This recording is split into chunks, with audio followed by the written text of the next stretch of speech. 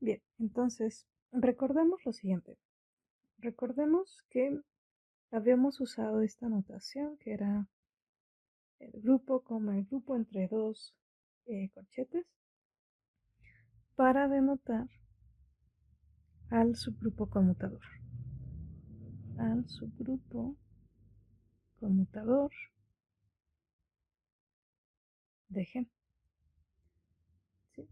Y este subgrupo, ¿quién era? Pues es el subgrupo de G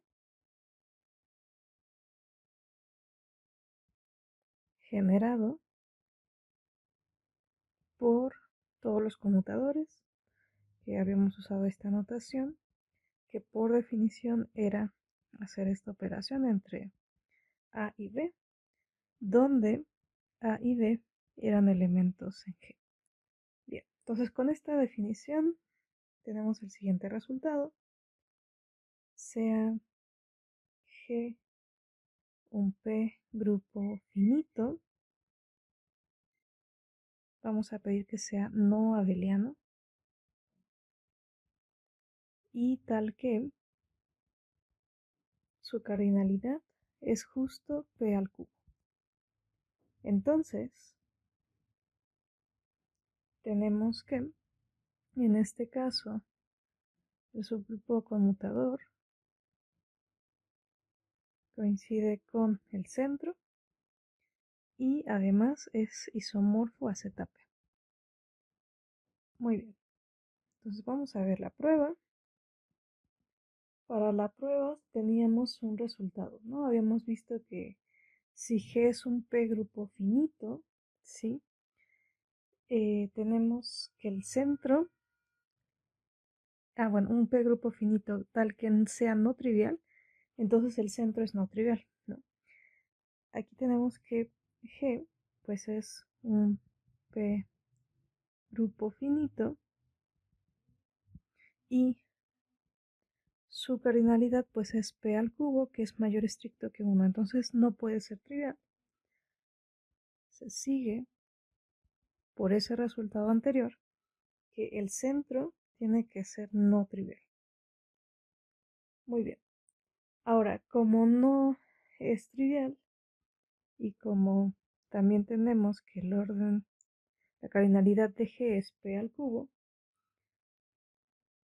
por el teorema de Lagrange,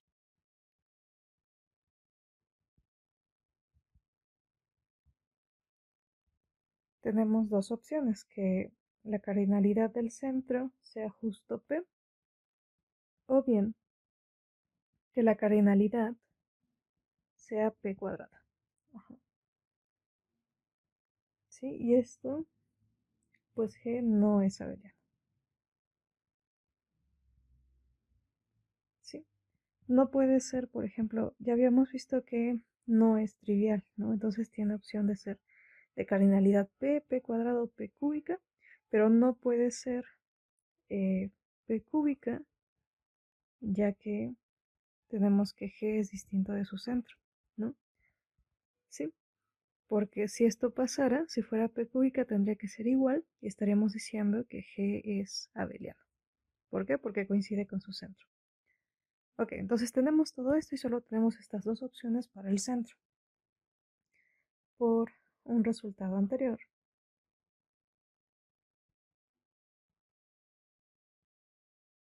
tenemos que el centro de G, su cardinalidad, es distinta de P cuadrada. ¿Sí? ¿Por qué? Porque de lo contrario,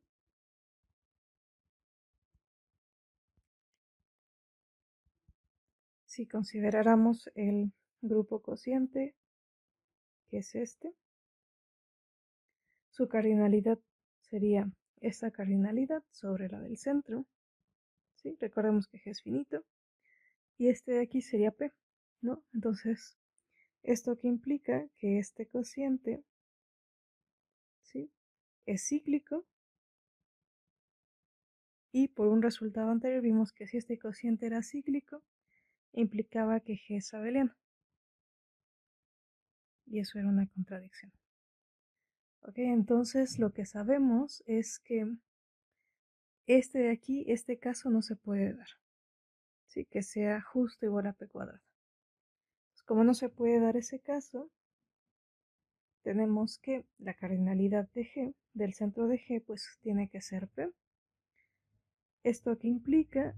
Pues que Z de G es cíclico, ¿sí? Cualquier elemento que consideremos aquí que sea que no sea el neutro, nos va a generar porque es justo P y P es primo. ¿Sí? Es cíclico ya que P es primo. ¿Sí? Y así, pues obtenemos que ZG o el centro de G será isomorfo a ZP. Porque tiene la cardinalidad de acá, es cíclico y P es primo. Bien. Ok, entonces ya con esto, ¿qué más podemos decir? Entonces si el centro es isomorfo a ZP, cuando calculamos la cardinalidad de este cociente sería justo, ¿no? P cuadrada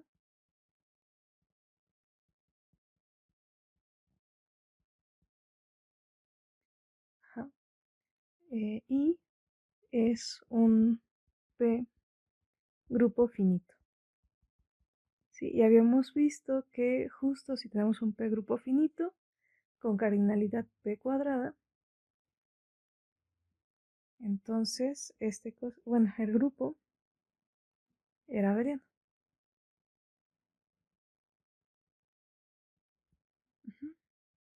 Ese sí lo habíamos visto, ¿no? Que era justo este. Bien, entonces ahora tenemos que este cociente es abeliano. Por otra parte, como sabemos que el conmutador es subgrupo del centro y además G no es abeliano, tenemos que el conmutador pues tiene que ser distinto del trivial, del subgrupo trivial. Entonces de aquí se sigue que pues el centro de G tiene que ser justo el conmutador, ¿sí? Ya que tenemos que la cardinalidad del centro pues es justo P, ¿no? Entonces este es un subgrupo, sabemos que su cardinalidad debe dividir a la orden del grupo, entonces como P es primo, solo tiene dos opciones, que sea justo su cardinalidad P o que sea su cardinalidad 1. Pero como G no es abeliano, pues no puede ser de cardinalidad 1, ¿no? Tendría que ser distinto del trivial.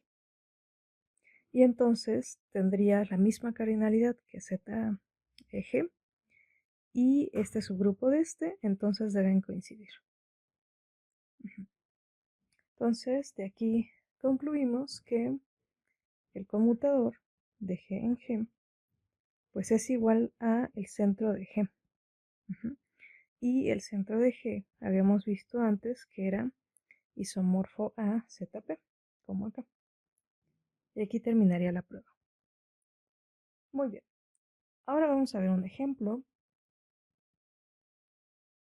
En este ejemplo vamos a considerar G que sea los cuaterniones. Entonces luego tenemos que pues, G es un 2 grupo finito y es no abeliano. ¿Sí? Tal que su cardinalidad es justo 2 al cubo. Entonces, aplicando lo que vimos antes, tendremos que el centro de los cuaterniones sería igual a su conmutador y este sería isomorfo a Z2. Bien, ahora vamos con esta definición. En esta definición vamos a considerar X un G conjunto finito vía la acción izquierda, ¿sí? Digamos alfa, que va de G cruz X en X, tal que a un G, X lo envía a G puntito X, ¿sí? Entonces con una acción vamos a definir lo siguiente. Este conjunto que vamos a denotar por X sub G, que por definición van a ser todos aquellos en X, tales que cuando apliquemos la acción nos dé X y esto siempre pase para cualquier elemento en G. Bien, entonces con esta definición tenemos la siguiente observación. Por ejemplo, si nos fijamos en XG, ¿sí? XG también se podría describir de la siguiente forma, ¿no? Como los X en X, tales que la órbita tiene justo un elemento. ¿Sí? Cuando calculamos la órbita, ¿cómo se ven los elementos de la órbita? Ah, pues se ven así, G puntito X, ¿sí? Y haces correr todos los Gs. Pero un elemento está aquí, quiere decir que todos esos coinciden con un mismo elemento, que sería X, y entonces la órbita solo tiene un elemento. 2, en el caso particular de que X fuera igual a G, ¿sí? Y alfa sea la acción por conjugación.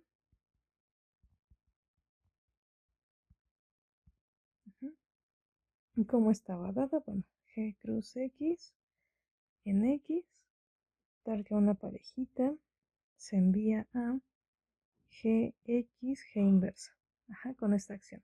Entonces, si tenemos este caso particular, tenemos que este conjunto X sub G es justo el centro. Sí, de aquí, pues esto tendría que ser igual a X, ¿no? Y entonces sería Gx igual a XG. Y entonces, pues serían todos aquellos, ¿no? Que conmutan con todos, y entonces este de aquí sería el centro. Bien. Bien, entonces con esta definición vamos a probar el siguiente teorema.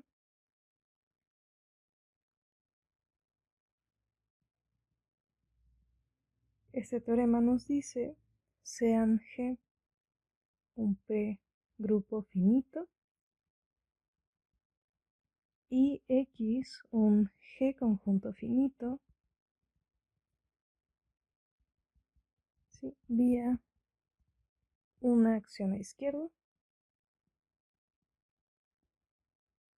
que vamos a escribir así, G cruz X en X, tal que a una parejita le enviamos a la acción que vamos a anotar por un punto. Entonces, tenemos lo siguiente, que la cardinalidad del conjunto es congruente con P, es congruente módulo P con la cardinalidad de este conjunto nuevo que estamos definiendo aquí arriba. Y bueno, ¿esto qué quiere decir? Solo para recordar, quiere decir que P divide a la resta, ¿no? De la cardinalidad de X menos la cardinalidad de X sub G. Bien. Muy bien, entonces veamos la prueba, ¿no? En demostración vamos a considerar todas las G órbitas, entonces sean Gx1, Gx2 y así sucesivamente hasta Gxr, las G órbitas en X, ¿sí? Ordenadas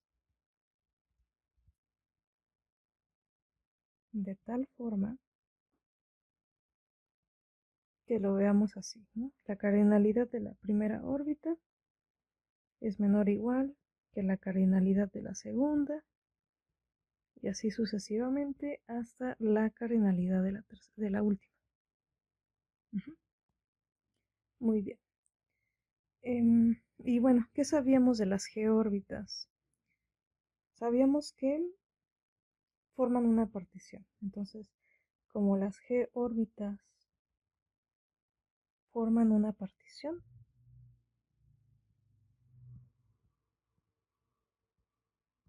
se tiene que la cardinalidad de X tiene que ser la suma de todas las cardinalidades de todas las G-órbitas. Entonces tendrían que ser, de acuerdo a la notación, pues esta suma le vamos a poner asterisco, donde la cardinalidad de GXY, además sabíamos que se podía ver como un índice, el índice de G sobre el estabilizador de XY. Y como estamos en un P grupo, esto se puede ver como una potencia de P, ¿sí?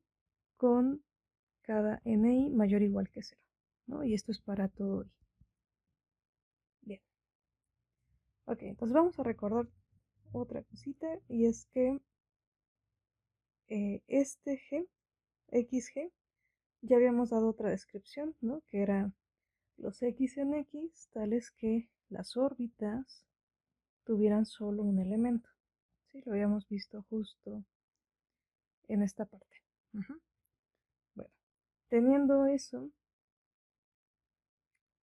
podemos hacer lo siguiente. Bueno, con esto vamos a hacer lo siguiente. Vamos a considerar dos casos, ¿no? Digamos que XG fuera vacío. ¿Sí? Si fuera vacío, entonces tenemos que su cardinalidad tendría que ser 0. Entonces, o luego, obtendríamos que la cardinalidad de la respectiva órbita, ¿sí?, sería igual a P a la NI con NI mayor o igual que 1, y eso es para todo I. Ajá. ¿Por qué? Sabíamos de antemano que este era mayor o igual que 0. Ajá. Pero tenemos que este conjunto es vacío. Quiere decir que todas las órbitas deben tener mayor estricto, ¿no?, que 1, el número de elementos. Y por otra parte tenemos esto. Entonces, para que esto sea mayor estricto, tiene que ser que NI sea mayor o igual que 1. ¿Sí? O sea, con este caso, quitamos cuando NI es 0. Ajá. Ok. Y entonces pasa esto, ¿no? Luego, o entonces, de lo que habíamos observado, ¿sí?, de asterisco, que es esto de acá, obtenemos que pues P divide a la cardinalidad de X menos la cardinalidad de G, ¿sí? En este caso, como es 0, nada más tendríamos que ver que P divide a la cardinalidad de X, pero la cardinalidad de X es esta suma y todos estos tienen un factor P, por lo que hemos visto acá. Entonces P divide acá y ya estaría. Bien, entonces ahora vamos a hacer el caso cuando es distinto del vacío. Si XG es distinto del vacío, luego, entonces, para algún S más chico que R, se tiene que la norma de Gx1, por cómo están ordenados, sería igual a la norma de Gx2, y así sucesivamente hasta la norma de Gxs. Todos estos serían 1, y a partir de un momento tenemos que G de X, aquí S más 1, ¿sí?, sería mayor estricto que 1. Ajá. Donde XG, pues justo son aquellos que tienen 1, ¿no? Entonces sería X1, X2, así hasta XS, ¿sí? Y por lo tanto, tendríamos que la cardinalidad de X, que en un principio sabemos que es de esta forma, desde 1 hasta R, de las cardinalidades de las órbitas, será igual a la cardinalidad de XG, ¿sí? Recordemos que XG pues son justo aquellos, ¿no?, que tienen la cardinalidad de su órbita es 1. Entonces serían aquí, todos estos cuentan con 1. Y después, a partir de S más 1 hasta R, tendremos las cardinalidades de las respectivas órbitas de los demás. Con la cardinalidad de GXY, P a la NI, y en este caso NI es mayor o igual que 1. Y esto para todo I entre S más 1 y R. Entonces, por lo que, ¿sí?, si nosotros tomamos este elemento y lo pasamos para acá, tendríamos que, bueno, la norma de X menos la norma, sí, la cardinalidad de X menos la cardinalidad de G sería igual a esta suma, y S más 1 hasta R, la norma de GXY, y todos estos, todos tienen un factor P en común, ¿sí?, al menos un P.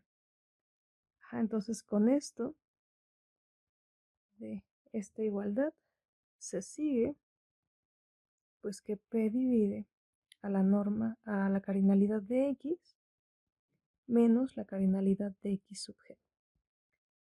Y bueno, por lo tanto, no importando el caso, si X sub G es vacío o no vacío, pues obtenemos que la cardinalidad de X es congruente con la cardinalidad de X sub G módulo P.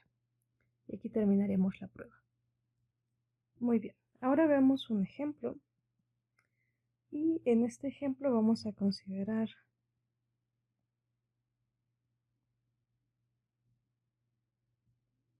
G igual a Z4,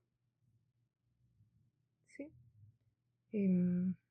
Consideremos G como dos grupos, ¿sí? O sea, lo estamos viendo como dos grupos, ¿sí? Y lo vamos a considerar con su estructura natural, ¿sí? Su estructura natural como Z4 conjunto, como G conjunto, ¿sí?, dada por la suma en Z4. ¿Esto qué quiere decir? Que aquí estamos considerando una acción, ¿no?, que es de Z4 cruz Z4 en Z4. Si estamos considerando él como G conjunto, tal que a Gx lo vamos a mandar a la acción, que por definición va a ser sumar. Bien. Bueno, en este caso vamos a considerar pues un X en X que es Z4, ¿sí? O sea, aquí estamos tomando tanto a G como a X el mismo conjunto. Entonces este es Z4. Entonces si tomamos un elemento ahí y queremos sacar la órbita, ¿sí? ¿Quién era la órbita? Bueno, eran todos los de la forma G puntito X con G en Z4. ¿Sí? Aquí viendo a Z4 como el grupo. ¿Y este quién nos da? Ah, bueno, pues sería los de la forma G más X con G en Z4, ¿sí? Y lo que podemos ver es que no importando el X que estemos tomando, si tomamos todas estas sumas haciendo correr G en Z4, esto siempre nos coincide con Z4, en este caso particular. ¿Ok? Bueno, entonces, ¿qué estaremos diciendo? Que este conjunto, que recordemos quién era, era los X en X, que en este caso es Z4, ¿no?, tal que su norma, o una manera equivalente de verlo a este, era justo 1, tenía un elemento, ¿no? Entonces este de aquí es vacío, ¿no?, porque cualquiera que nosotros tomemos siempre su órbita nos está dando esto que es mayor estricto que 1. Entonces este de acá es vacío y entonces pues su cardinalidad sería 0. Por lo tanto, si nos fijamos en la cardinalidad de X, bueno, sería la cardinalidad de Z4, que sabemos que es 4. Por el resultado anterior, esto tendría que ser congruente módulo 2 con la cardinalidad de este, que en este caso es 0, ¿no? Entonces se cumple de manera trivial que 4 es congruente con 0 módulo 2. Muy bien. Bueno, vamos a hacer una pequeña observación sobre esto último que vimos. Es que lo anterior se puede generalizar.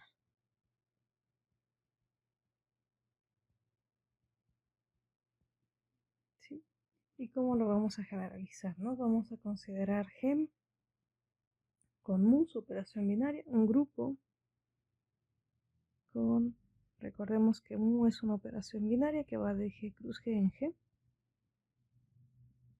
tal que a una pareja AB la enviamos pues a esto, ¿no? A su producto. ¿Sí? Entonces se tiene la traslación a izquierda. Entonces tenemos la traslación a izquierda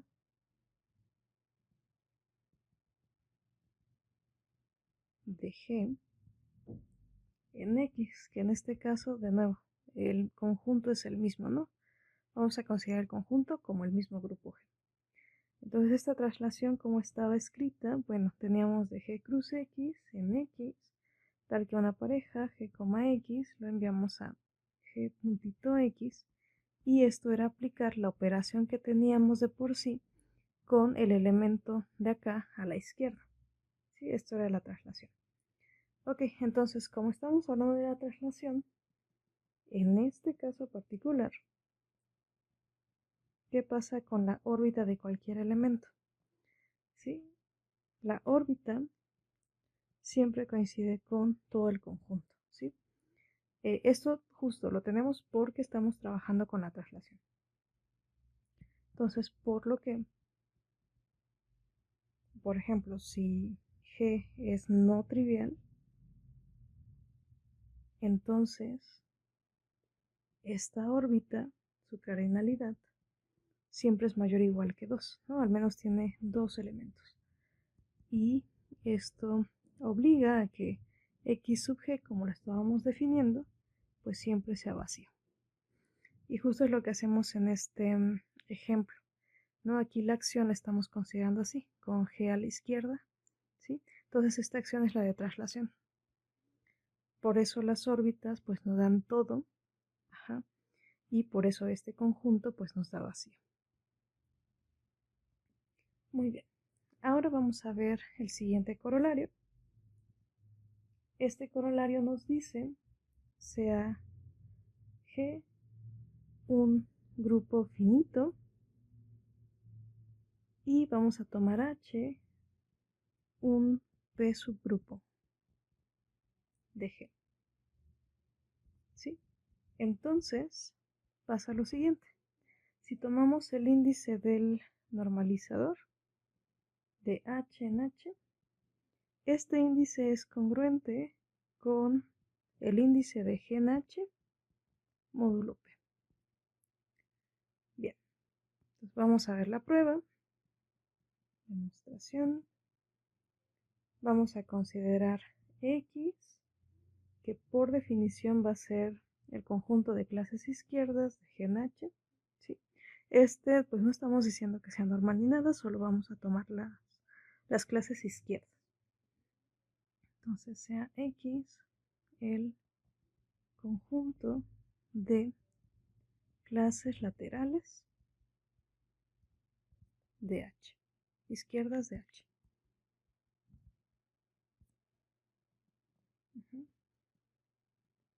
Bien, entonces consideremos a X como un H conjunto.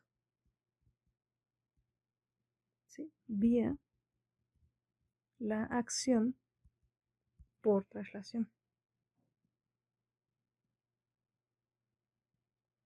A izquierda. Entonces, ¿esto qué quiere decir? Que vamos a tomar esta acción, ¿no? Que está definida de h cruz x en x, tal que a un elemento en h, digamos h, los elementos en x se ven de esta forma porque son clases izquierdas. Lo vamos a enviar a esta acción que por definición va a ser hg y luego tomar la clase. Bien, entonces vamos a ver lo siguiente. Veamos que este conjunto x sub h, como lo hemos definido antes, coincide con las clases izquierdas del normalizador con h. Bien, entonces en efecto, a ver, vamos a ver cómo nos queda xh. xh, ¿quiénes son? Bueno, por definición serían todas aquellas clases en x, tales que cuando nosotros aplicamos la operación con h, esto nos da gh. Y esto debe ser para cualquier h en h. ¿Sí? Esta es la definición de este conjunto. Entonces notemos que aquí, si tenemos que esta igualdad se cumple, esto pasa si y solo si g inversa hg está en h. Sí, aquí estamos usando pues una descripción de cómo se relacionan los elementos o los representantes cuando están en la misma clase. Entonces pasa esto. Entonces luego, si nos fijamos en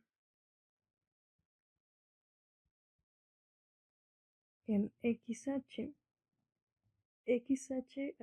se podría describir así como gh, ¿sí? Las clases en x, tal que g inversa hg está en h, y esto debe pasar para todo h en h.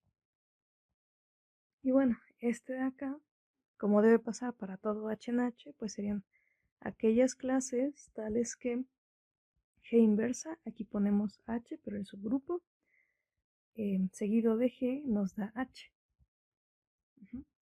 Pero justo que esto pase, es decir, que g en h, tal que g inversa está en el normalizador. ¿Sí? Recordemos que los elementos del normalizador pues serán aquellos, tal que ponemos el elemento, la clase y el inverso del elemento del principio, nos da de nuevo aquí la clase, ¿no? Entonces justo con esta descripción estaríamos diciendo que g inversa está en el normalizador, ¿no? Y como sabemos además que el normalizador de h subgrupo de g, pues tenemos que g inversa está en el normalizador, si y solo si, pues g lo está. Entonces, por lo tanto, ¿cómo se ve esta clase? ¿Sí? Esta clase se ve como, bueno, este conjunto se ve como un conjunto de clases que toma representantes en dónde, en el normalizador, ¿no? Es decir, este conjunto será igual a las clases que se hacen tomando elementos del normalizador. Por lo tanto, pues ¿cómo queda la cardinalidad? La cardinalidad coincide con este índice del normalizador en H. Entonces, por un resultado anterior, ¿sí? Que pues es el único que nos habla de esto como congruencia módulo P, que sería este de acá. ¿Sí? Por este teorema tenemos que esto pasa, ¿no? Entonces, aplicado en este caso, tendríamos que la cardinalidad de X es congruente con P, es congruente con la cardinalidad de X sub H módulo P. Y este de acá ¿quién era X? X eran las clases, ¿no? Izquierdas de G en H. Este de aquí sería el índice de G en H. Y este de acá, por lo que vimos, sería el índice, pero del normalizador en H. Y bueno, ahí terminaría la prueba. Bien, ahora vamos a ver el siguiente corolario. En este corolario vamos a considerar G un grupo finito y vamos a tomar H un P subgrupo de G. ¿Sí? Entonces, si P divide a este índice, el de G con H, entonces P tiene que dividir al índice del normalizador con H. Y bueno, se sigue de lo que vimos antes, ¿no? Que era justo que este de aquí es congruente con este módulo P. Entonces, supongamos que P divide al índice de G con H. Entonces, luego, por el resultado anterior,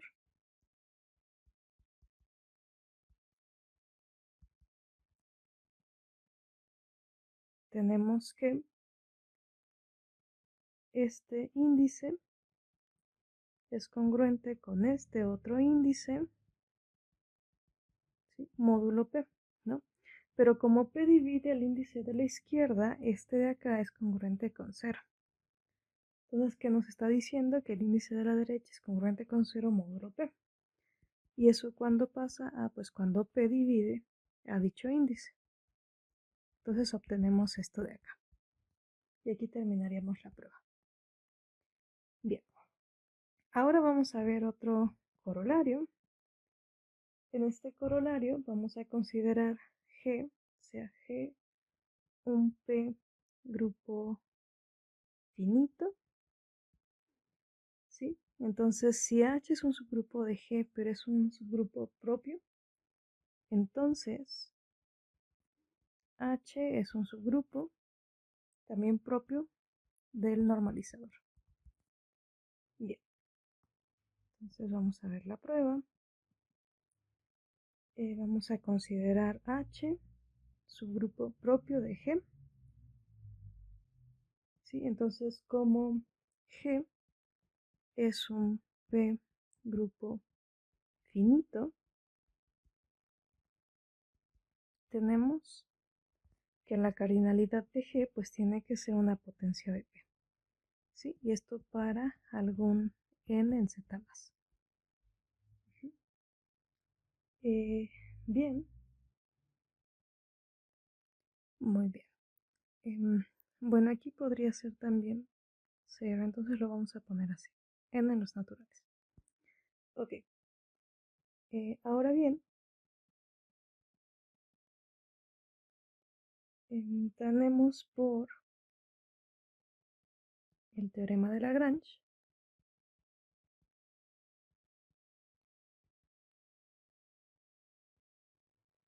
que la cardinalidad de G se ve como este índice, ¿sí? Por la cardinalidad de H, ¿no? Lo estamos trabajando sobre un grupo finito, esto también se da, ¿sí?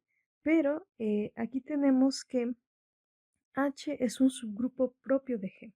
Entonces, este índice tiene que ser mayor estricto que 1. Ajá. Entonces, este es un divisor del orden de G que es mayor estricto que 1. Pero el orden de G es una potencia de P. Entonces quiere decir que este índice debe ser P a un superíndice y el superíndice tiene que ser mayor o igual que 1, ¿no? Entonces de aquí obtenemos que P tiene que dividir al índice G en H, ¿sí? Usando que G tiene esta cardinalidad, ajá, y que este sería un divisor de este número, pero mayor estricto que 1. Entonces con esto tenemos que P divide este índice y por el corolario anterior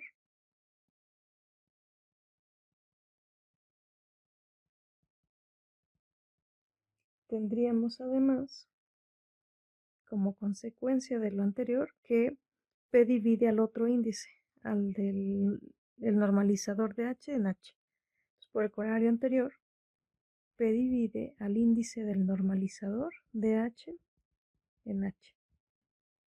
Ajá. Bueno, entonces, si P divide, quiere decir que este índice pues es mayor estricto que 1. Y si el índice es mayor estricto que 1, ¿sí? En particular, H tendría que ser un subgrupo del normalizador, ¿sí? Pero un subgrupo estricto. Muy bien, y aquí terminaría la prueba. Bueno, veamos un ejemplo de esto. Por ejemplo, consideremos G que sea Q8, ¿sí? Los cuaterniones. Y vamos a tomar H, el centro de los cuaterniones, ¿sí? Que es subgrupo de los cuaterniones. Entonces, habíamos visto antes, o ya habíamos visto un resultado que hablaba del centro de Q8, era un ejemplo. Y habíamos visto que el centro era isomorfo a Z2. Entonces, notemos que si tomamos, bueno, H es el centro, ¿no? Pero H se puede describir como este conjunto con dos elementos, ¿sí? Donde E corresponde a la matriz 1, 0, 0, 1. Sí, aquí estamos usando la descripción de los cuaterniones mediante matrices. Entonces, por lo tanto, tenemos que este conjunto, este subgrupo H, es subgrupo de Q8, sí, pero es estricto. Ajá. Ahora bien, de la definición de normalizador, se tiene que el normalizador del centro, ¿quién sería? Ah, pues serían los G en G, tales que G por el centro de G por G inversa nos da el centro. Ajá. Pero justo si G por el centro por G inversa, recordemos que los elementos del centro son todos aquellos que conmutan con todos, ¿no? Entonces, esto de aquí se satisface no importando el G que tomemos, ¿no? Entonces, esto coincide con G. ¿Sí? En particular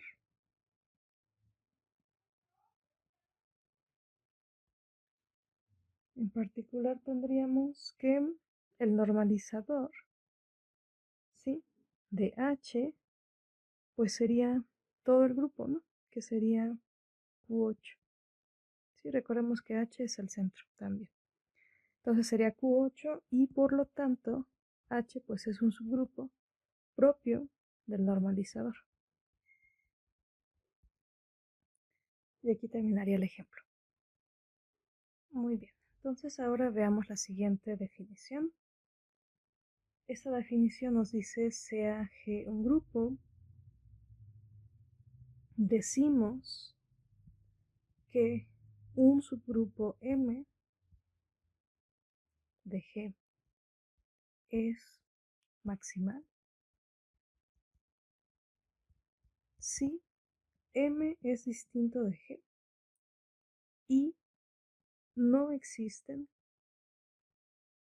subgrupos H de G tales que M sea subgrupo propio de H y este a su vez sea subgrupo propio de G. Bien. Bueno, con esta definición tenemos el siguiente corolario.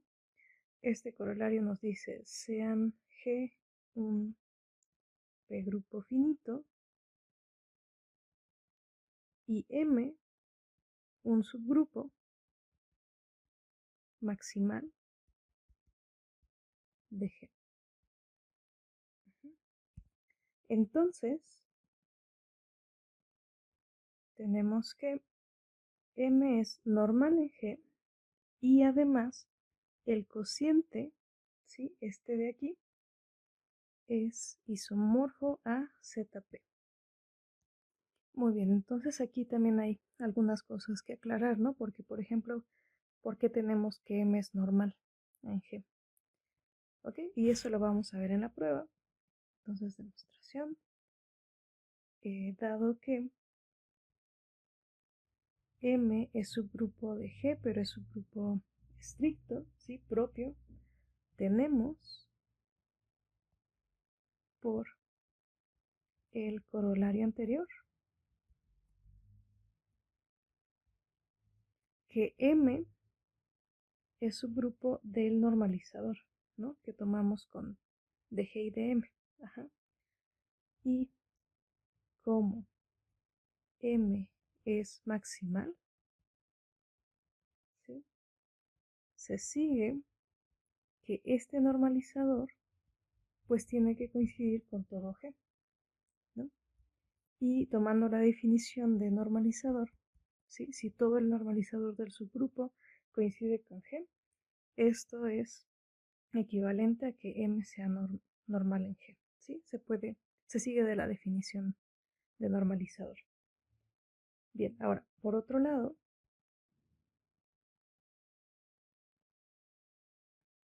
por el teorema de la correspondencia,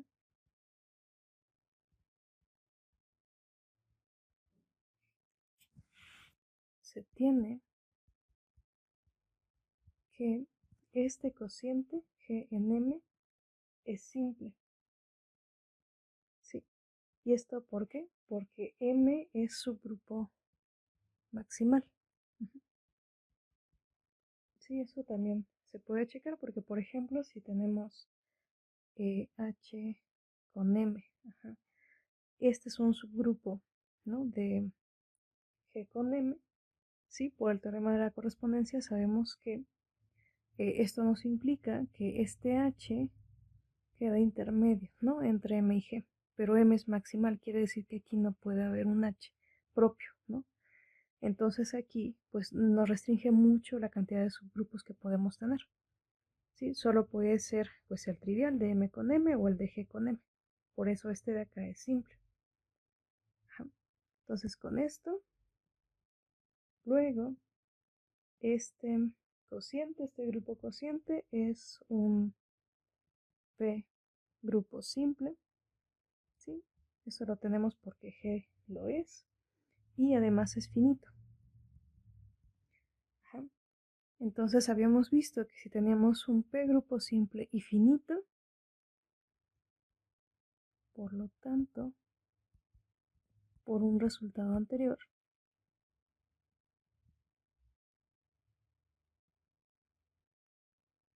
obtenemos que G es isomorfo a ZP. No, que G cociente M es isomorfo a ZP.